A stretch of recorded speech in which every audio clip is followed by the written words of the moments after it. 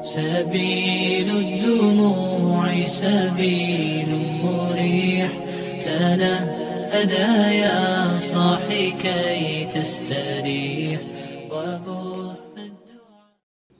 السلام عليكم ورحمة الله وبركاته. الحمد لله رب العالمين، والصلاة والسلام على أشرف الأنبياء والمرسلين وعلى آله وأصحابه أجمعين. رضيت بالله ربا وبالإسلام دينا وبمحمد نبيا ورسولا. رب اشرح لي صدري ويسر لي أمري واحلل عقدة من لساني يفقه قولي. اللهم اجعل جمعنا هذا جمعا مرحوما وتفرقنا من بعده تفرقا معصوما. Kaum muslimin dan muslimat sidang jamaah subuh yang dirahmati Allah, kita masih pada surah Nuh. Jadi sudah sampai ayat kelima surah Nuh. A'udzu billahi minasyaitonir rajim. Bismillahirrahmanirrahim. Qala rabbi inni da'awtu qaumi lailan wa nahara. Ini doanya Nabi keluhannya Nabi Nuh alaihissalam. Perlu kita ketahui Nabi Nuh itu nama aslinya bukan Nuh, tetapi Abdul Ghaffar. Ada sebagian mengatakan Abdu Yashkur atau Abdu Syukur. Kenapa dipanggil dengan Nuh? Nuh itu artinya banyak ngomong. Jadi beliau mengajak kaumnya selama 950 tahun lamanya. Maka kaumnya memanggil beliau dengan Nuh karena berasal dari kalimat naha ya Nuhu Nuhun. Naha ya Nuhu, banyak berdakwah, banyak ngomong. Satu-satunya Nabi yang berdakwah sampai 950 tahun itu adalah Nabi Nuh alaihissalam. Kalau yang lain itu di bawah-bawah itu semuanya. Nabi Nuh alaihissalam mengatakan kepada Allah Subhanahu wa taala, ketika Nabi Nuh diperintahkan oleh Allah untuk mendakwahi kaumnya, bahkan kaumnya meminta sendiri kepada Nabi Nuh alaihissalam untuk diberikan saran dan pesan. Kenapa diberikan saran? Waktu itu masyarakat pada masa Nabi Nuh air hujan tidak diturunkan. Kemudian mereka tidak bisa melahirkan selama 40 tahun. Kemudian yang ketiga, fahalakat mawashihim wa zuru'uhum. Tanaman-tanaman mati semuanya dan binatang juga mati. Fasaru ila Nuhin, maka mereka pergi ke Nabi Nuh alaihissalam. Mereka minta saran ke Nabi Nuh bagaimana solusi untuk mengatasi tiga hal ini. Nabi Nuh sudah baik-baik mengatakan kepada kaumnya, beribadahlah kamu kepada Allah. Tapi mereka tidak mau juga. Ya, nak mau beribadah juga. Makanya keluhan Nabi Nuh, qala rabbi inni, ya Allah, saya sudah mendakwahi kaum saya. Apa yang dilakukan oleh Nabi Nuh alaihissalam? Ada tiga hal. Ini tiga hal ini diungkapkan di dalam tafsir Al-Wasit yang dikarang oleh Syekh Tantawi.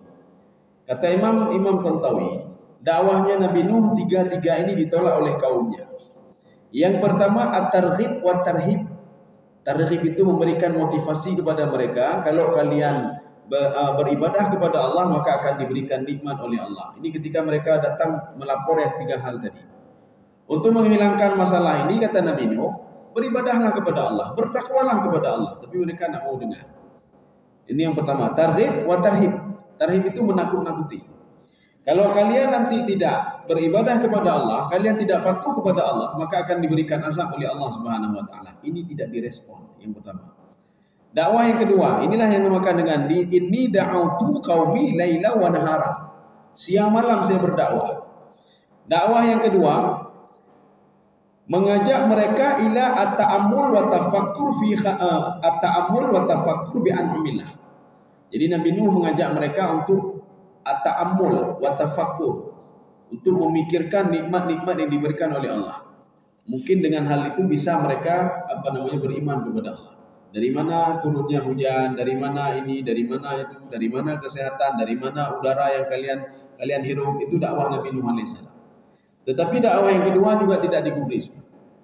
Kemudian dakwah yang ketiga Nabi Nuh, tadzkirihim bi khalqihim, mengajak mereka untuk berpikir. Kalau tadi ta'ammul, lihat masa depan. Kalau ini tadzkirihim bi khalqillah, Mengajak mereka untuk berpikir, dulu mereka tidak seperti ini, tetapi air yang hina kemudian disatukan oleh Allah Subhanahu wa taala menjadi segumpal daging, fakasawnal 'idhama lahma, kemudian diberikan tulang oleh Allah, kemudian diberikan roh oleh Allah. Itu dakwah Nabi Nuh alaihissalam. Ketika dakwah itu didakwahi oleh Nabi Nuh lailan wa naharan. Ini lailan wa naharan, siang malam. Itu di dalam tafsir Jalalain beliau mengatakan yang dimaksudkan siang malam itu ad-dakwah al-mustamir, dakwahnya terus menerus. Jadi bukan berarti hanya malam pokoknya, tidak. Ini sebuah kalimat majaz. Lailan wa naharan adalah sebuah simbol Nabi Nuh itu dakwah muttasilah, dakwah mustamirah, terus berdakwah. Jadi makanya Allah Subhanahu wa taala ingin memberikan pelajaran kepada kita. Dalam berdakwah saja tidak boleh mengeluh. Kenapa kita tidak boleh mengeluh? Karena inti dakwah itu kita cuma mengajak saja, tidak memaksa mereka. Kita tidak bisa memaksa hidayah kepada mereka, tidak bisa. Dan kita tidak bisa juga memaksa mereka untuk ini, tidak bisa juga. Ya. Jadi makanya kita cuma mengajak saja. Hidayah itu berasal dari Allah Subhanahu wa taala. Dan hidayah itu tergantung dia sendiri, apakah dia mau menerima atau tidak menerima. Jadi kita ngajak saja, nggak mau dengar ya sudah. Ya. Inilah yang dilakukan oleh Nabi Nuh alaihissalam. Qala rabbi inni da'autu qaumi laila wa nahara. Kenapa menggunakan kalimat qaumi? Ya, qaumi ini kaumku. Tidak ada nabi yang diutus oleh Allah Subhanahu wa taala kecuali nabi itu berasal dari kaum itu sendiri. Ada apa sebenarnya? Imam Syaukani mengatakan begini. Karena nabi itu dia paham betul ya, bagaimana adat istiadat di situ. Dia paham betul bagaimana bahasa mereka. Dia paham betul bagaimana kebiasaan mereka. Jadi makanya setiap nabi itu diutus dari kaumnya sendiri. Maka ini kan rasul yang menjadi rasul. Maka kenapa Nabi Khidir itu tidak menjadi rasul? Salah satunya bukan Nabi Khidir, Nabi Zulkarnain. Sehingga dipanggil nabi saja. Karena beliau itu dari satu tempat pergi ke tempat yang lain yang tidak diketahui oleh kaum itu. Bahkan beliau pernah pergi la yakaduna yafqahuna qaula. Ada umat yang didakwahi oleh Nabi Zulkarnain, mereka tidak paham bahasa, tidak bisa apa-apa. Mereka cuma dengan bahasa isyarat saja. Karena mereka kaum tidak terpelajar. Ada juga yang dikirim oleh Allah Nabi Zulkarnain dikirim kepada satu kelompok yang mereka itu tidak pakai baju, tidak pakai celana dan peradabannya sangat minim sekali, tidak tahu apa-apa. Sehingga mereka itu yasidu kama yasidu sibak. Jadi mereka itu berburu sebagaimana berburunya binatang. Ini yang didakwahi oleh Nabi Zulkarnain. Maka tidak dikatakan rasul. Ya, kenapa? Karena beliau berpindah-pindah. Dan rasul itu diutus dari kaum itu sendiri supaya mereka mau menerima dakwahnya. Tetapi apa? Tidak mau diterima juga. Ini seperti Nabi Saleh. Nabi Saleh bukan orang biasa. Nabi Saleh adalah orang terpelajar dan terpandang di kaumnya. Maka Allah mengirim kepada kaum Samud Nabi Saleh yang berasal dari keturunan hebat, tetapi ditolak juga oleh kelompok kaum Samud. Kaum muslimin sidang jemaah dirahmati Allah. Kita lanjut lagi. Bagaimana respon mereka? Ini laporan Nabi Nuh kepada Allah Subhanahu wa taala.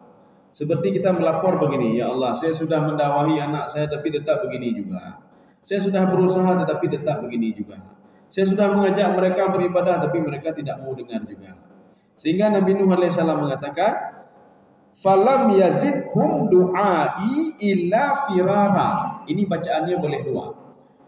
Falam yazidhum du'aiya, bacanya boleh iya, difathahkan iyanya. Satu lagi boleh disukunkan iyanya. Ya, boleh disukunkan, boleh difathahkan. Ini seperti begini. Ada ayat makul. Ada yang dihilangkan ininya. Makul. Ka'asfim makul. Satu lagi. Ka'asfim makul. Ya, baca ini dua-dua boleh. Ini qiraat. Ini juga qiraat. Falam yazidhum du'ai illa firara. Satu. Bacaan kedua. Falam yazidhum du'aiya illa firara. Jadi ianya ada disukunkan, ada yang difathahkan. Apa maksudnya? Falam yazidhum du'ai atau du'aiya illa firara. Mereka itu tidak merespon dakwah saya kecuali mereka lari dari dakwah saya. Ya. Tetapi Allah tidak mengatakan apa-apa kepada Nabi Nuh. Kamu sabar saja ya Nuh. Inilah kesabaran yang diajarkan oleh Allah Subhanahu wa taala. Maka Allah katakan begini. Kalau ingin hakikat iman itu kan 3. Ini di dalam surah Luqman. Hakikat iman 3 ini menurut Imam Al-Qurtubi yang ada pada surah Luqman ayat 17 itu adalah hakikat iman seseorang. Kalau tidak ada 3 ini, maka jangan pernah katakan seorang itu beriman kepada Allah. Yang pertama dia salat. Ya.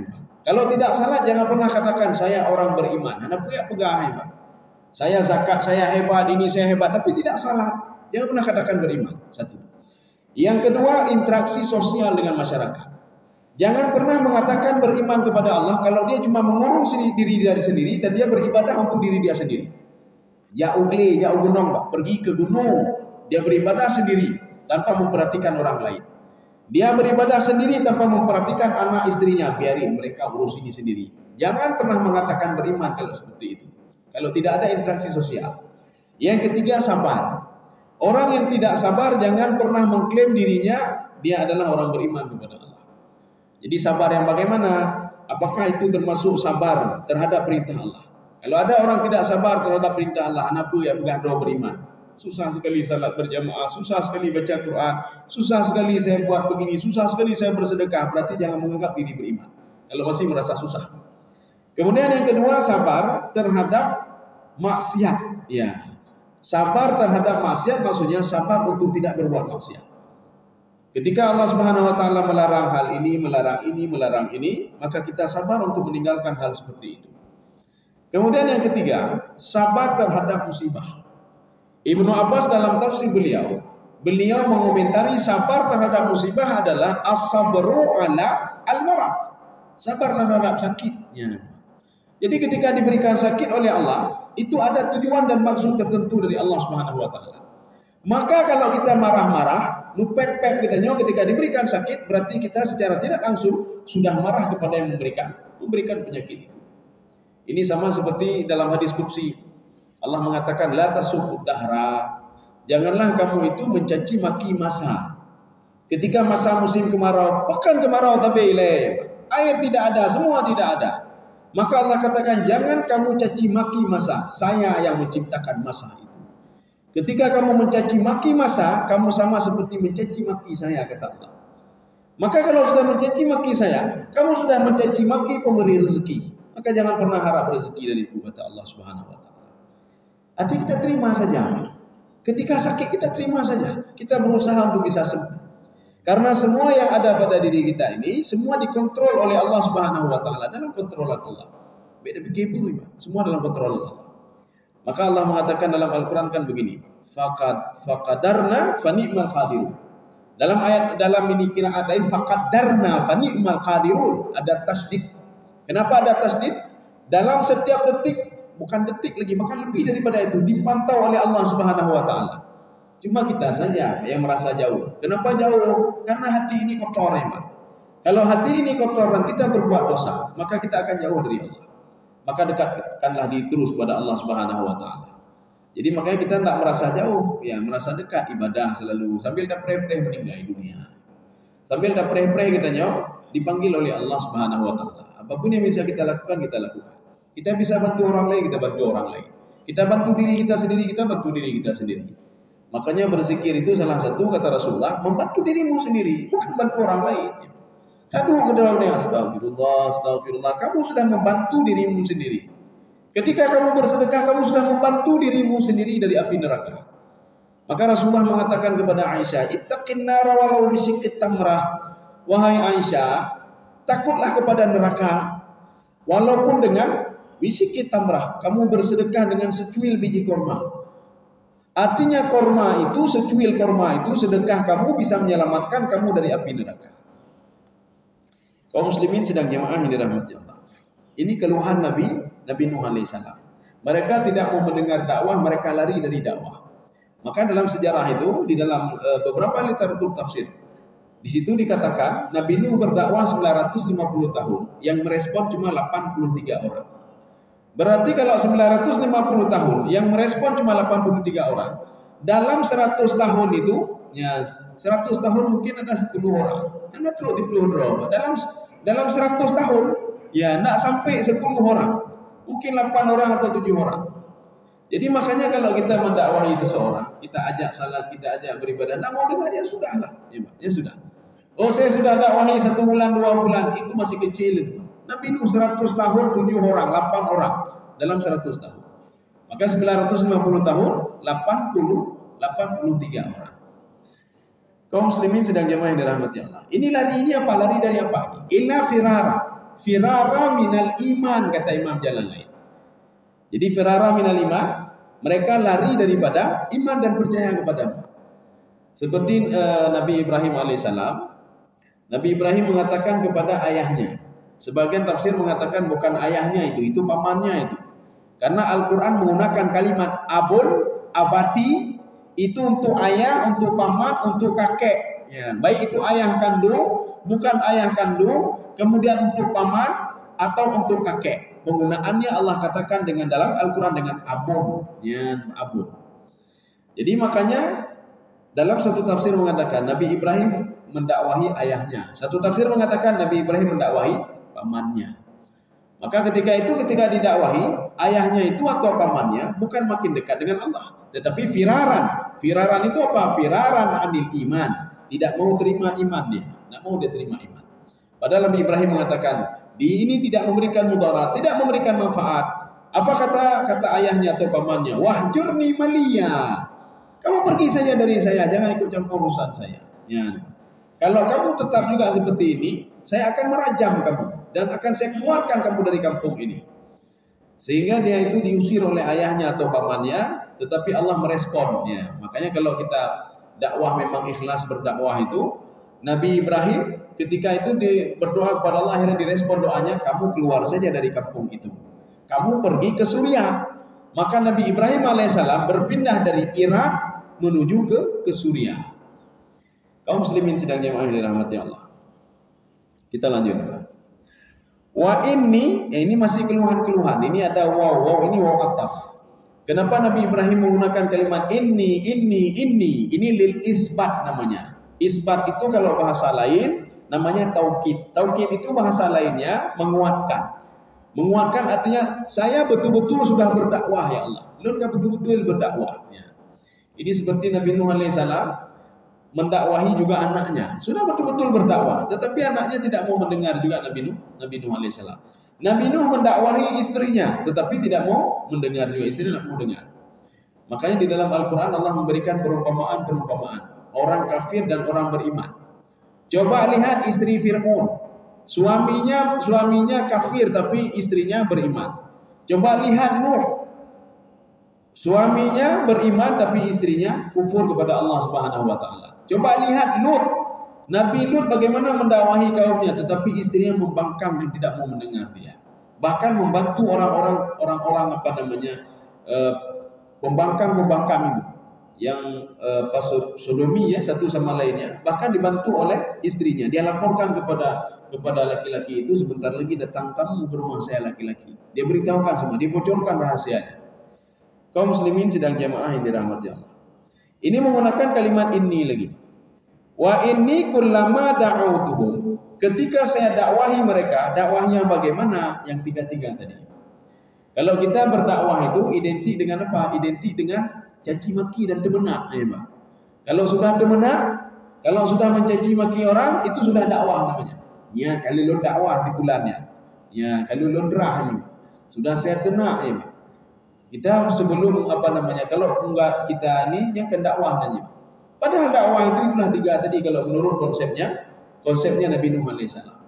Jadi kita mengajak mereka kebaikan, memberikan mereka motivasi, memberikan mereka ancaman begini, kalau tidak salah semua kembali kepada kamu. Kalau kamu tidak puasa, semua kembali kepada kamu. Gak usah cerita neraka dulu, karena sebagai orang mungkin enggak percaya kepada neraka. Kalau kamu bakhil, kebakhilan itu akan kembali kepada kamu juga. Yang susah kamu juga. Ya. Kalau kamu dermawan, yang senang kamu juga. Kenapa orang lain senang sama kamu? Ya. Kita tidak usah cerita surga neraka dulu sama orang itu. Aneh peti surga neraka. Karena itu suatu hal yang gaib. Ya. Makanya kaum kafir Quraisy itu, bahkan di situ termasuk Abu Jahal. mengatakan apa? Kalian itu mudillun. Mudillun itu sesat. Kenapa sesat? Kalian percaya kepada hal-hal yang tidak jelas. Kalian percaya kepada surga, percaya kepada neraka, percaya kepada pahala. Kalian tidak percaya kepada suatu hal yang nampak. Yang nampak kalian tinggalkan. Fatatrukul hadir wa tad'u al-ghaib. Jadi kata Abu Jahal, kalian itu meninggalkan yang sudah nyata di depan kalian. Ini kan sudah nyata ini. Kehidupan nyata, nikmati saja, kata Abu Jahal. Kalian diberikan kekayaan, nikmati saja. Kalian diberikan nikmati saja. Kenapa kalian terpikir masih di kepala kalian tentang surga, neraka, pahala dan lain sebagainya? Ya, ini Bang. Kaum muslimin sedang jemaah yang dirahmati Allah. Jadi makanya kita dakwahnya begini, kita dakwahi saja. Kalau kalian berbuat kebaikan, kebaikan untuk kalian sendiri. Kalau berbuat kejahatan, kejahatan kembali untuk sendiri. Nak mau dengar, ya sudah. Dakwah lagi orang lain. Mari kita beribadah, mari kita salat. Kalau jiwanya tidak tenang, kalian salat, maka tenang kembali. Nak mau dengar, ya sudah, tidak apa-apa. Mari kita keluarkan zakat. Dengan keluar zakat itu, tutahhiruhum wa tuzakkihim biha. Zakat bisa membersihkan hatimu. Maka kalau ada hati selalu linglung, hati selalu gundah, bersedekahlah. Kenapa? Sedekah itu bisa membersihkan hati dari penyakit. Maka salah satu pembersih penyakit di hati itu adalah sedekah. Dan sedekah itu sangat ditakuti oleh iblis. Iblis takut sekali kepada orang yang bersedekah. Pada suatu hari, Nabi Yahya bin Zakaria ketemu dengan iblis dan berdialog dengan iblis. Ayyun nasi ahabba ilaika wa ayyun nasi abghadu ilaika. Manusia mana yang paling kau cintai dan manusia mana yang paling kau benci? Apa kata iblis? Manusia yang paling saya cintai adalah al-mu'min al-bakhil. Seorang mukmin yang bakhil. Itu yang paling dicintai oleh iblis. Ditanya oleh Nabi Yahya, "Wa limadha?" Kenapa kamu cinta sekali kepada seorang mukmin yang bakhil? Apa dijawab oleh iblis? Karena kebakhilannya, dia sudah punya kunci neraka. Tidak perlu saya goda lagi. Maka kalau dia pergi haji, pergi kemana saja, ya saya tidak perlu mengikuti dia lagi. Kenapa? Kunci neraka sudah ada sama dia. Dia mau salat ribuan rakaat, ya nabuku, kunci neraka kena sama dia. Karena iblis tahu, orang yang bakhil itu tidak boleh masuk ke dalam surga. Sebagaimana firman Allah kepada surga, Allah mengatakan ke dalam surga, tidak boleh masuk ke dalam surga orang bakhil, orang krit, tidak boleh masuk ke dalam surga. Ya. Maka iblis tahu betul itu. Makanya iblis senang sekali kepada seorang mukmin yang bakhil dan krit. Kemudian iblis takut sekali kepada orang fasik. Ya, gimana fasik ya, Pak? Kadang-kadang sembahyangnya, kadang-kadang han. Tetapi kata iblis, dia dermawan. Ditanya oleh Nabi Yahya bin Zakaria, "Walimada? Kenapa kamu benci sekali kepada orang fasik?" Orang fasik itu kan orang yang jauh dari Allah. Orang fasik kadang-kadang salah, kadang-kadang tidak. Orang fasik kan dia tidak bisa diterima syahadahnya, tidak bisa diterima kesaksiannya. Apa jawab iblis? Saya takut sekali dengan sedekahnya. Saya takut dengan setiap hari dia bersedekah akan menghilangkan sifat fasiknya dan Allah mencintai dia. Ya, maka sedekah itu sangat ditakuti oleh iblis. Cukup yo iblis. Tamu sedekah cukup ya. Dah bantu orang lain kaya dah iblis. Kaum muslimin sedang jemaah yang dirahmati Allah. Maka jangan jadi seperti yang pertama. Yang pertama apa? Ibadahnya hebat. Hebat ibadahnya. Tahajud dan terdinggai. Umrah begitu juga. Tidur 3 kali kerja umrah kayaknya, Mbak. Tetapi bakhil, krit namanya. Makanya sia-sia saja itu. Sia-sia saja. Dia mau pergi umrah, ratusan kali dia pergi. Ya, iblis tidak mau ikuti dia lagi. Alah, modal dah ikut. Keput dah ikut. Kunci neraka sudah ada sama dia. Kunci kena. Ya. Kaum muslimin sedang jemaah yang dirahmati Allah. Kita lanjut nih. Wa inni kullama da'utuhu. Ketika saya mengajak mereka, saya mendakwahi mereka, saya memberikan motivasi kepada mereka, saya mengingatkan mereka, litaghfira lahum. Ini namanya uslub khitabi. Uslub khitabi ini doa Nabi Nuh alaihissalam dalam munajatnya kepada Allah. Jadi langsung minta kepada Allah. Maka kalau ingin minta sesuatu, fas'alillah, mintalah langsung kepada Allah. Biar laki-laki melalui perantara dan calu. Doanya hendak calu-calu memang. Kepu calu-calu rumah. Ya, jadi langsung saja minta kepada Allah. Kecuali memang doa kita hendak diterima karena mungkin ada sesuatu hal di hati kita. Kita boleh tawasul dengan orang lain tapi yang masih hidup. Seperti yang dilakukan oleh Abi Hurairah radhiyallahu anhu, beliau minta ke Rasulullah, "Ya Muhammad, ya Rasulullah, doakan ibu saya sebentar." Lagi doa Pak. Ya. Atau kita bertawassul dengan amal ibadah kita sendiri, amal ibadah saleh kita sendiri yang ikhlas karena Allah. Kita puluhan tahun yang lalu ada kita lakukan sesuatu yang saleh, kita ikhlas sekali karena Allah, maka berdoalah kepada Allah. Ya Allah, sembuhkanlah orang tua saya. Ya Allah, sembuhkanlah anak saya. Kalau dia sudah ke rumah sakit ini rumah, nak sembuh-sembuh juga. Saya bertawassul ya Allah. 10 tahun yang lalu saya pernah membantu orang lain. 10 tahun yang lalu saya pernah membantu memberikan rezeki dan lain sebagainya kepada orang lain ya Allah. Ikhlas sekali saya ya Allah. Dengan keikhlasan saya tadi ya Allah, saya bertawassul dengan amal ibadah saya, sembuhkan anak saya. Ya, ini boleh begini. Ini ada di dalam kitab Riyadhus Shalihin, ya. Adalah kitab Riyadhus Shalihin. Jadi kumpulan hadis-hadis yang ada riwayat-riwayatnya. Atau satu lagi, kita bertawassul dengan nama Allah. Bagaimana bertawassul dengan nama Allah Subhanahu wa taala? Allah mengatakan kalau kalian bermasalah panggil nama saya. Apa masalah kalian? Dirongrong sama orang lain, panggil nama saya, ya Muhaimin, ya Muhaimin. Wahai yang memberikan kenyamanan, amankan saya ya Allah. Jagalah saya ya Allah. Ya Razzaq, wahai pemberi rezeki, berikan rezeki kepada saya ya Allah. Ya Rahman, ya Rahim, kasihani saya ya Allah. Saya sudah berbuat maksiat, saya buat ini, saya buat itu. Ampunilah saya ya Allah. Ya Rahman, ya Rahim, ya Ghaffar, ya Tawwab, panggil nama saya kata Allah. Ini tawassul dengan nama Allah Subhanahu wa taala. Makanya Nabi Nuh langsung meminta kepada Allah. Kita begitu juga, hana hijab kan ya Pak. Sekarang yang membuat hijab itu apa ya Pak? Kita berdoa, saya berdoa setiap hari kepada Allah. Kenapa tidak didengar oleh Allah? Ada didengar. Kenapa tidak dikabulkan oleh Allah? Ya ini masalahnya. Syekh Asy-Syanqiti itu di dalam kitab beliau Al-Aqaid As-Salafiyah, Al-hijabu bainal mar'i wa rabbihi adzunub. Yang membuat seorang hamba dan Allah itu ada hijab, kita tidak sampai semuanya, itu adalah dosa. Dosa seorang hamba itu sendiri. Hari ini dia berbuat dosa dan tidak minta maaf kepada Allah, tidak mengakui dosanya. Dia berdoa kepada Allah, Anda berharap doa dikabulkan. Anda berharap. Kenapa? Dengan dia berbuat dosa, dia sudah memasang hijab. Bagaimana mau diterima lagi kalau sudah ada hijabnya? Jadi makanya bagaimana caranya? Lepaskan dulu hijab itu. Akui dulu dosa kepada Allah. Minta ampun dulu kepada Allah. Setelah itu baru berdoa kepada Allah. Kalau kita makan haram, tinggalkan yang haram itu.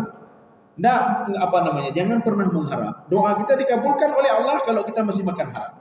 Jangan pernah doa kita dikabulkan oleh Allah kalau kita masih mengkonsumsi yang haram, pakaian kita diperoleh dari yang haram, kemudian semua dari yang haram, kemudian kita beribadah kepada Allah dan berdoa kepada Allah. Jangan pernah harap dikabulkan. Tinggalkan yang haram.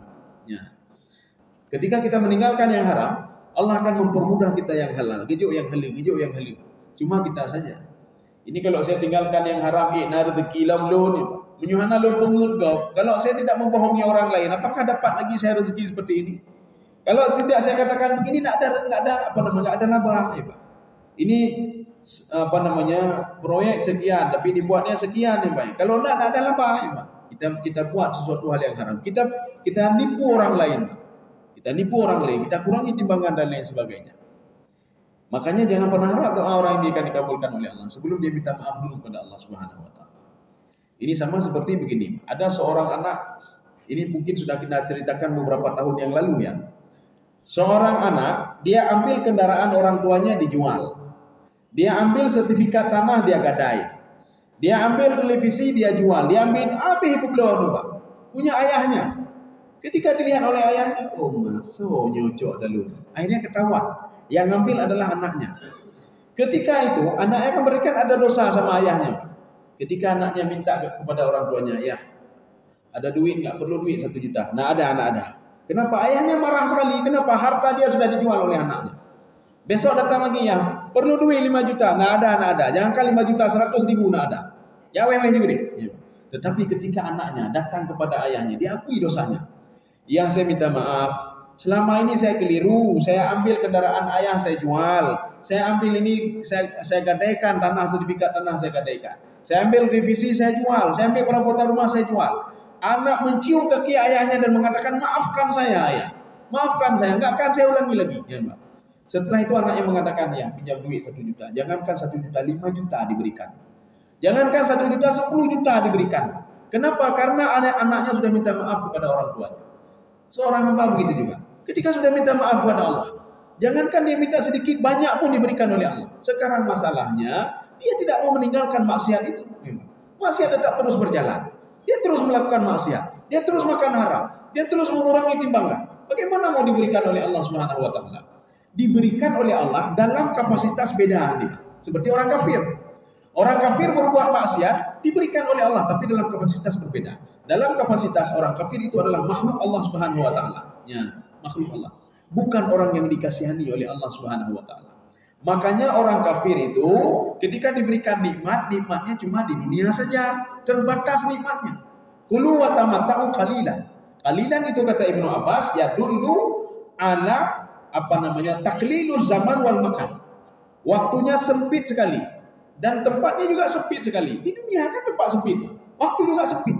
Sehebat apapun kita nikmati dunia.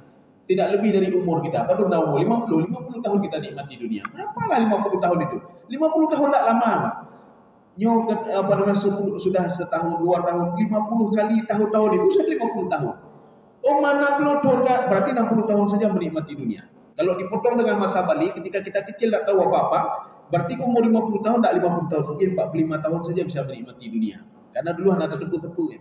Untuk apa 45 tahun saja? Untuk apa 50 tahun? Untuk apa 60 tahun? Itulah nikmat yang diberikan oleh Allah kepada orang-orang yang ingkar dan tidak mau beribadah. Nikmat diberikan tapi dalam kapasitas seperti itu. Dan kita kan tidak mau seperti itu. Kita ingin apa? Ingin diberikan rahmat, diberikan keberkahan, ingin nikmat dunia akhirat, ingin nikmat dua-dua kita ingin. Kalau ingin dua-dua nikmat dunia akhirat, maka jalankan perintah Allah, tinggalkan apa yang dilarang oleh Allah Subhanahu wa taala. Kalaupun kita bermasalah dan berdosa, minta maaf kepada Allah Subhanahu wa taala. Sudah, kita lanjut lagi. Litaghfira lahum ja'alu asabi'ahum fi adhanihim. Ini sebuah kalimat majas. Mereka menjadikan tangan mereka di telinganya. Maknanya apa? Mereka tidak mau mendengar Nabi Nuh alaihissalam. Jadi nanti menjadikan ini bukan berarti Nabi Nuh ceramah kemudian ditutup telinganya, tidak. Ini sebuah makna majas. Kalau mereka itu tidak mau mendengar Nabi Nuh alaihissalam. Ini sebuah simbol dalam kajian semiotik. Mereka itu ini simbol menutup telinga ini adalah simbol apa? Tidak mau mendengar dakwah. Maka kalau kita di dalam masyarakat nanti ada orang tidak mau mendengar dakwah, kita menisbahkan seperti ini saja. Nabi Nuh saja tidak mau didengar. Ya. Dakwah 950 tahun, apalagi model-model saya, kita bilang enggak. Jadi tidak ada masalah. Ini membuat kita itu apa? Memberikan motivasi untuk terus berdakwah. Walaupun orang lain tidak mau mendengar kita. Maka sebagian mengatakan, tidak mau lagi saya berdakwah. Capek saja kita berdakwah, tak ada orang salah. Capek saja berdakwah, tak ada orang dengar. Capek saja berdakwah, tak ada yang mau mengikuti kita. Ya urusan kedua, Pak. Kita sudah dapat pahala dari berdakwah. Makanya orang yang mendakwahi orang lain, kita tidak usah jauh-jauh, dakwahi anak sendiri saja, anak kandung sendiri dakwahi. Tidak usah jauh-jauh, istri sendiri kita dakwahi. Apabila kita dakwahi mereka, mereka tidak mau mendengar, kita sudah ada satu pahala. Pahala apa? Pahala mengajak, pahala berdakwah. Kita ngomong ke anak kita, nak salat, nak jangan bohong, nak jangan begini, istri begitu juga. Kita sudah dapat satu pahala. Dan kita dapat pahala yang berlebihan apabila anak mengamalkan apa yang kita omongkan. Kita omongkan kepada anak, nak berwudu seperti ini salah. Yang betul adalah seperti ini wudunya, anak. Ya, kita ajarkan anak. Dipraktekkan oleh anak. Setiap anak berwudu, pahala untuk kita sampai juga. Yang pertama, anak dapat pahala berwudu. Orang yang mengajak dia untuk berwudu dan memperbaiki wudunya, pahalanya sama seperti pahala anaknya. Itu ketika masih hidup. Itu baru satu orang. Kemudian anak kita menjadi seorang guru. Dia memberitahukan kepada murid-muridnya. Dulu ayah saya ngomongnya begini, ya wudunya begini, diamalkan oleh puluhan muridnya. Kemudian diamalkan lagi oleh ratusan orang, diamalkan ribuan orang. Setiap kita duduk-duduk undangnya, dah duduk undang, kayak itu pahala, itu pahala. Seperti apa? Kita sedang duduk-duduk, sudah ada masuk ke rekening. Kering ke rekening, kering ke rekening. Materi pandainya. Enggak tahu-tahu kita dari mana itu. Demikian pula sedang duduk-duduk, sedang. Apalagi kalau kita meninggal dunia. Ketika meninggal dunia, amal ibadah semua putus semuanya. Tetapi yang ibadah tadi, kita mengajak orang lain kepada kebaikan, itu terus masuk. Ya. Apalagi kita mu'allaf, orang yang masuk Islam. Bahkan orang yang masuk Islam itu disuruh segerakan. Kita mengajarkan orang itu, kita ajarkan dia, kamu kalau masuk Islam kamu begini, Maka dia mengamalkan semua. Kita ajarkan salat, kita ajarkan setiap dia salat, pahala itu juga masuk ke kita tanpa mengurangi pahala dia sedikit pun. Yang salat tadi dapat pahala 27 derajat, kita yang mengajak dapat 27 derajat juga. Kenapa? Yang membuat dia itu dapat hidayah melalui kita. Ya, maka dia mengamalkan apa yang kita lakukan. Itu belum lagi yang lain. Ya, maka hana rugo, Pak, tak rugi. Kalau dia mengamalkan itu luar biasa kita. Itu baru satu orang kita ajak. Belum lagi kita ajak 2 orang, 3 orang, ratusan orang. Tapi kebalikannya, kalau kita mengajarkan kejahatan kepada anak kita, setiap dia berbuat kejahatan itu, maka akan kembali kepada kita. Wih, pengahli urunci. Yang tembayang lagi. Jangan salah lagi. Ya. Kalau makan haram, boleh makan haram, makan aja. Ya, makan aja, nanti taubat. Ya. Kalau ini boleh, ambil saja. Mengurangi timbangan boleh. Diajarkan anaknya macam-macam. Ketika anaknya berbuat maksiat, orang tuanya dapat jatah dosa dari anaknya. Ketika seorang ayah sudah meninggal dunia, anaknya mempunyai murid yang banyak sekali diajarkan. Kata ayah saya, kalau buat dosa nak apa, anak buku, yang mana buku, tidak bisa ada lagi ampun, ya anak buku yang juga fatwa yang berbuat. Makanya setiap mereka berbuat dosa itu akan masuk ke dalam kubur. Dikejut-kejut gedenya. Dosa mana lagi ini, dosa mana lagi ini. Rupanya kita pernah memfatwakan tidak pada orang lain. Kaum muslimin sedang jemaah yang dirahmati Allah. Kemudian ya ini satu lagi. Setelah itu kita cukupkan sini. Wastaghshaw thiyabahu. Istaghshaw itu mengambil kain menutup kepala, itu istaghshaw namanya. Ini adalah kalimat majas juga, bukan kalimat sebenarnya. Maknanya Nabi Nuh alaihissalam ingin mengatakan kepada Allah, tatkala saya dakwahi mereka menutup telinganya. Maknanya tak mau dengar dakwah saya. Satu. Yang kedua, mereka menutup wajahnya. Maknanya tidak mau melihat saya lagi. Padahal saya kelompok mereka. Tak mau dia lihat saya lagi. Ya, ketika lihat saya mereka sudah lari. Alah ya, dia tak pegang apa-apa.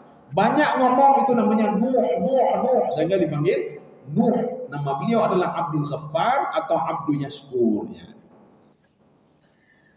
Ini sudah. Jadi sekarang kita akhiri dengan ayat 7 ini, Pak. Ya. Wa asarru wastakbaru istikbara. Tapi apa yang mereka lakukan? 2 hal. Maka jangan pernah lakukan 2 hal ini. Seperti yang dilakukan oleh pembangkang Nabi Nuh alaihissalam, sehingga diturunkan azab kepada mereka. Apa itu asaru? Wa asaru itu dibagi 2. Ada 2. Asaru itu kalau bahasa Aceh peke-peke. Ya, nih, Pak.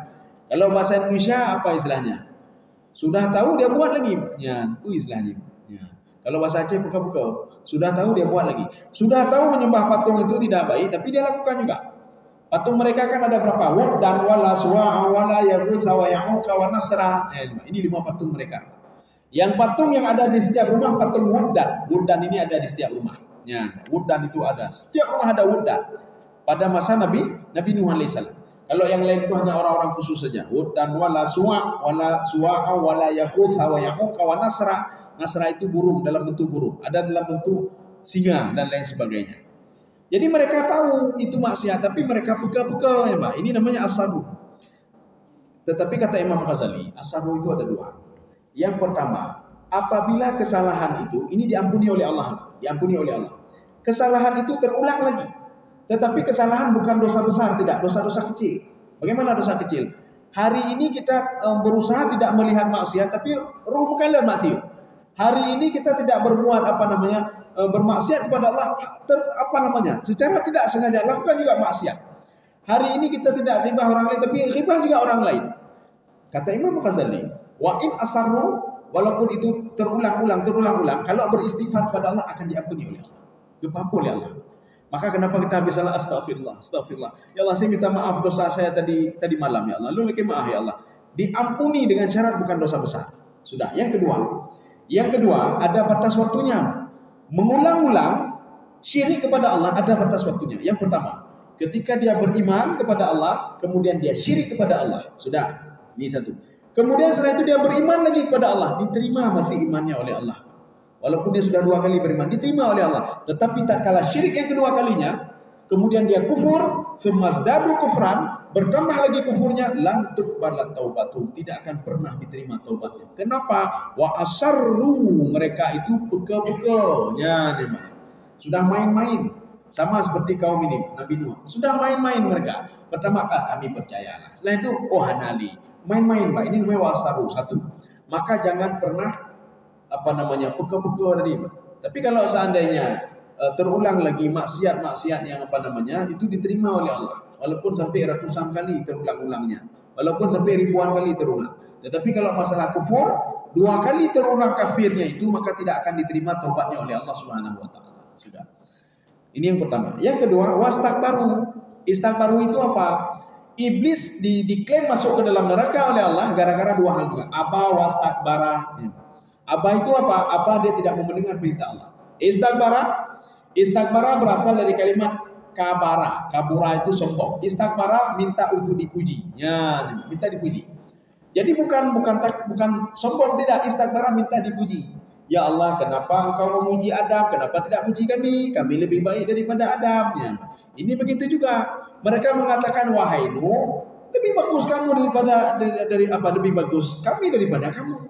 Ngapain dakwahi kami? Ya. Kami suku-suku terpandang. Ngapain dakwahi kami?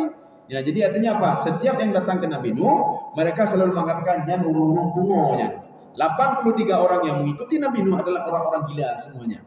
Dan mereka ini merasa terhina ketika diajak oleh Nabi Nuh alaihissalam. Padahal Nabi Nuh juga salah seorang kaum terpandang, berasal dari kaum terpandang. Ini makna wa asarru wastakbaru. Dipertegas oleh Allah istikbaran. Mereka betul-betul minta dipuji. Sehingga gara-gara hal seperti ini, mereka dilaknat oleh Allah Subhanahu wa taala. Mereka itu dihabiskan semua oleh Allah. Jadi tidak ada satu orang pun yang tinggal. Ini memberikan pelajaran kepada kita. Jangan jadi seperti pembangkang Nabi Nuh alaihissalam. Kalau kita jadi seperti pembangkang Nabi Nuh alaihissalam, bisa saja kaum ini, umat ini dihabiskan, tidak ada yang tinggal satu orang pun, kecuali orang-orang pilihan saja. Makanya pembangkang Nabi Nuh semua dihabiskan oleh Allah, kecuali 83 orang. Yang mereka patuh dan taat kepada Nabi Nuh dan patuh dan taat kepada Allah Subhanahu wa taala. Dan mereka cikal bakal nenek moyang kita juga. Kalau ditanya, mana nenek moyang kita yang ada di kapal Nabi Nuh 83 orang? Bagaimana nasib dengan dunia lain? Semua habis semuanya. Ini terbukti di dalam surah Yasin. Dalam surah Yasin Allah mengatakan, bersyukurlah kepadaku, kata Allah. Kalau dia dalam kapal Nabi Nuh itu saya habiskan juga, maka generasi manusia hanalim. Mungkin yang hidup generasi jin. Ya, kenapa? Karena generasi jin juga pernah hidup di bumi ini, kata Ibnu Abbas. Jin pernah hidup dan jin juga ada hukum taklifi sama jin. Ya, saya rasa cukup sekian saja. Mudah-mudahan ada manfaatnya bagi saya sendiri dan jemaah sekalian. Subhanakallah bihamdika asyhadu an la ilaha illa anta astaghfiruka wa atubu ilaik. Assalamualaikum warahmatullahi wabarakatuh.